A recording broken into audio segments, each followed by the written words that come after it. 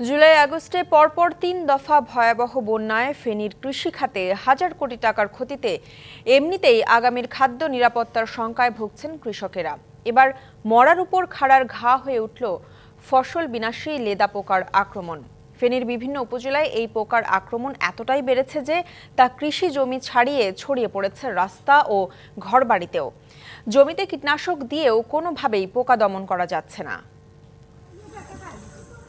ফেনীতে চলতি বছর কয়েক দফার বন্যার পর জমিতে আমন ধান আবাদ করেছেন সোনাগাজী, ছাগলনাইয়া ও ফুলগাজী উপজেলার কৃষকরা। বন্যার ক্ষতি পুষিয়ে নিতে আগাম শীতকালীন সবজি, লাউ, কুমড়া, মূলাসহ বিভিন্ন শাকেরও আবাদ করেছেন।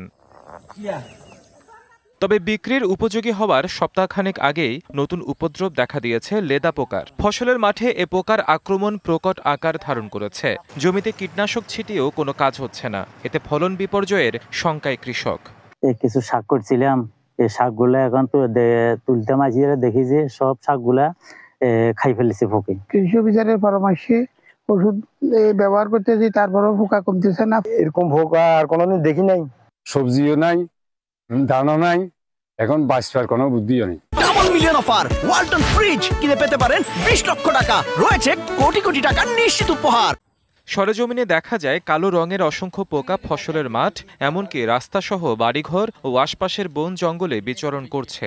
কৃষি কর্মকর্তাদের মতে এ পোকা পানিতে থাকতে পারে না। তবে দেখা গেছে বিপরীত চিত্র। পুকুর, ডোবা, নালাসহ আমন ধানের মাঠে পানি থাকলেও পোকাগুলো পানির ওপর দিয়েই হেঁটে বেড়াচ্ছে। বিশেষজ্ঞদের মতে সাম্প্রতিক বন্যা এ পোকার উপদ্রবের অন্যতম কারণ হতে পারে। পোকাটি সাধারণত মাঝারি ঠান্ডা ও গরমে বেশি বংশবিস্তার করে। আসলে বন্যা পরবর্তী সময়ে হঠাৎ করে এই পোকাটা মাঠ পর্যায়ে খুব বেশি পরিমাণ দেখা গেছে, এটা আগে খুব দেখা যায় নাই। ফেনীর সোনাগাজী ও ফুলগাজী উপজেলার বেশ কয়েকটি এলাকায় এ পোকার দেখা মিলেছে। জেলা কৃষি সম্প্রসারণ অধিদপ্তর জানিয়েছে, পোকার উপদ্রব নিয়ন্ত্রণে কার্যক্রম শুরু করা হয়েছে। আমরা সমগ্র সব জায়গায় নির্দেশনা দিয়েছি এটা মনিটরিং করার জন্য, এই জাতীয় অন্য কোনো পোকা অন্য কোথাও আক্রমণ দেখা যায় কিনা। সব জায়গায় আলোর ফাঁদ থেকে আরম্ভ করে পার্সিং এই সমস্ত কার্যক্রম চলছে।